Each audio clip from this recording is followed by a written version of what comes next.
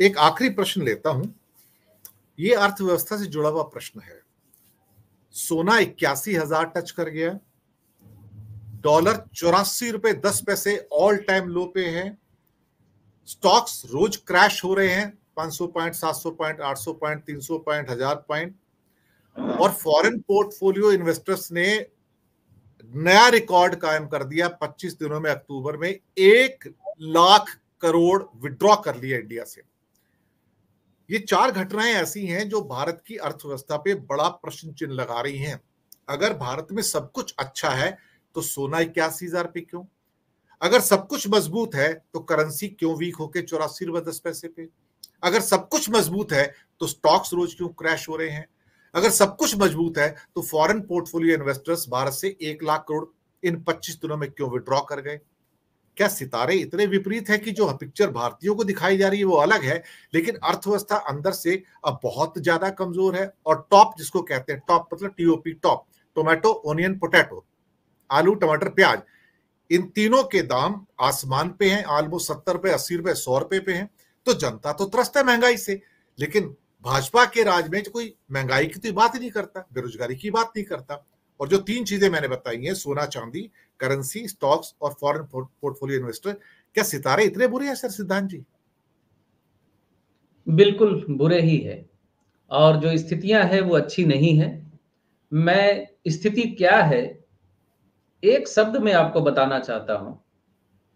जो आपने देखा है, सफाई कर्मी जो हमारे मोहल्ले में आते हैं, सफाई करते हैं, मोहल्ले को साफ करते हैं, वो काम अमूमन पढ़े लिखे लोग नहीं करना चाहते। जो एजुकेटेड हैं वो नहीं करना चाहते। आपको मैं एक जमीनी हकीकत बता रहा हूं। एट प्रेजेंट, इस वक्त महंगाई और बेरोजगारी और आर्थिक स्थिति निचले तबके के लोगों की इतनी बिगड़ चुकी है, मैं आपको हकीकत बता रहा हूं अपनी आंखों से देखी हुई, कि अच्छे अच्छे व्यक्ति मैला ढोने का काम शुरू कर चुके हैं। सर, नेस्ले के चीफ का कल एक स्टेटमेंट आया सर, नेस्ले के सीईओ का। नेस्ले बहुत बड़ी कंपनी है इंडिया की, विदेशों की भी कंपनी है। उनका एक स्टेटमेंट आता है, एक शब्द, एक लाइन वायरल हो गई सर पूरे इंडिया में, कि मिडिल क्लास बहुत तंगी में है। इतना सा शब्द, लाइन इतनी सी सर, कि मिडिल क्लास इस समय भारत में बहुत तंगी में है। भाई सर, हर आदमी तो झूठ नहीं बोलेगा ना कि सब कुछ अच्छा है। अब नेस्ले के सीईओ को क्या जरूरत पड़ी ये कहे कि मिडिल क्लास भारत में बहुत तंगी में है? ये इस बात का भी तो एक प्रमाण है ना कि कुछ तो उन्हें भी नजर आ रहा है, कोई चश्मा उनके पास भी है ना सर। जी सिद्धांत उनकी जी।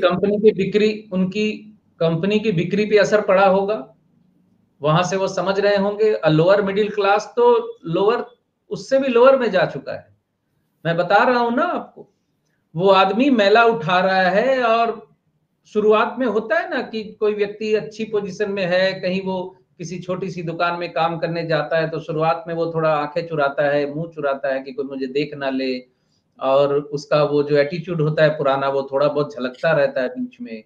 और वो यूं जाहिर करता है कि मैं मैला उठा नहीं रहा, मैं यूं ही खड़ा हूं यहाँ पर। फिर वो किसी की नजर नहीं होती तो वो मैला जल्दी से उठाने लगता है। तो ये स्थिति मैंने देखी।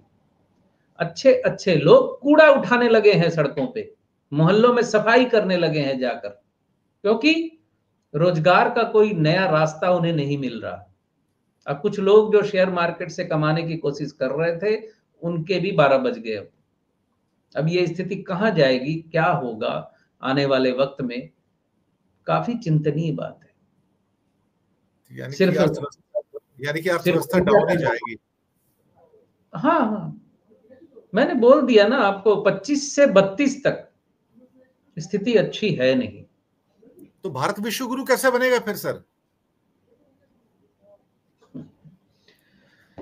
भारत विश्व गुरु छोड़िए, मैं इस पे कुछ नहीं बोलना चाहता।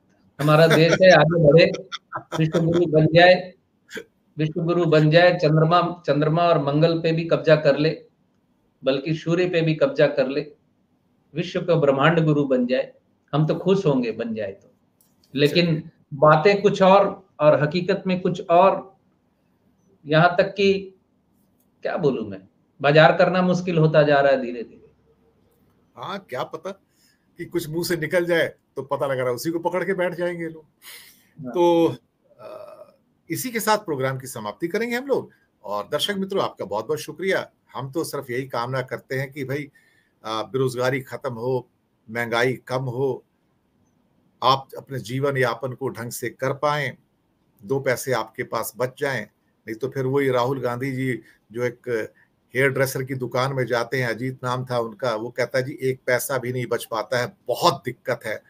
वो हकीकत है भारत की, लेकिन उस पर कोई बात नहीं करता है, उसके ऊपर कोई चर्चा नहीं करना चाहता। वो भारतीय जनता पार्टी और आरएसएस के सिलेबस में नहीं है। वो बेरोजगारी और महंगाई उनके सिलेबस में नहीं है। जो चीज सिलेबस में ना हो और ऊपर से दिखाने के लिए कि भारत महाशक्ति और विश्व गुरु है, हम एक ऐसे खोखले संसार में चले गए हैं जहां से, या दलदल में चले गए जहां से बाहर आने का कोई रास्ता नहीं है। तो इन्हीं शब्दों के साथ आज्ञा लेंगे। और सिद्धांत जी, बहुत बहुत शुक्रिया, आप हमारे साथ जुड़े। और संडे मॉर्निंग तो हमेशा आपके साथ शुभ होती है, तो बहुत बहुत शुक्रिया। और हाँ दर्शक मित्रों, मैं चूंकि अगले हफ्ते आएंगे, तो आप सबको दीपावली की, धनतेरस की बहुत बहुत शुभकामनाएं हमारी ओर से। भगवान करे आपके घर में सुख, समृद्धि, शांति और स्वास्थ्य आए, आपको नए अवसर प्राप्त हो जीवन में आगे बढ़ने के लिए और नए रास्ते खुले। तो हम सबकी जो मंगल कामनाएं हैं हमारे चैनल की ओर से भी, वो आपके लिए कि इस दिवाली पर आपका समय शुभ हो और खुशियां आपके घर में आए। क्या कुछ दिवाली के बारे में कुछ कहना चाहेंगे सिद्धांत जी दर्शकों को? मेरी तरफ से भी दीपावली की शुभकामनाएं आपको, आपके परिवार को। पटाखे चलाते वक्त बच्चों पे ध्यान रखें, ये बात मैं हमेशा बोलता हूँ, इसलिए मैं फिर याद दिला रहा हूँ। जब आप आतिशबाजी चलाते हैं तो बच्चों के शरीर में सिंथेटिक कपड़े नहीं होने चाहिए। सावधानी बरतें और खुशियां मनाइए जितनी मना सकते हैं। बिल्कुल। और दर्शकों, एक बार फिर से आपको दिवाली की बधाइयां, और सिद्धांत जी आपको और आपके परिवार को हमारी ओर से बहुत बहुत मंगल कामनाएं। इसी के थैंक यू साथ हम सर, आपको भी। जी, इसी के साथ हम दर्शक मित्रों आपसे आज्ञा लेंगे। सिद्धांत जी बहुत बहुत धन्यवाद। जी नमस्कार।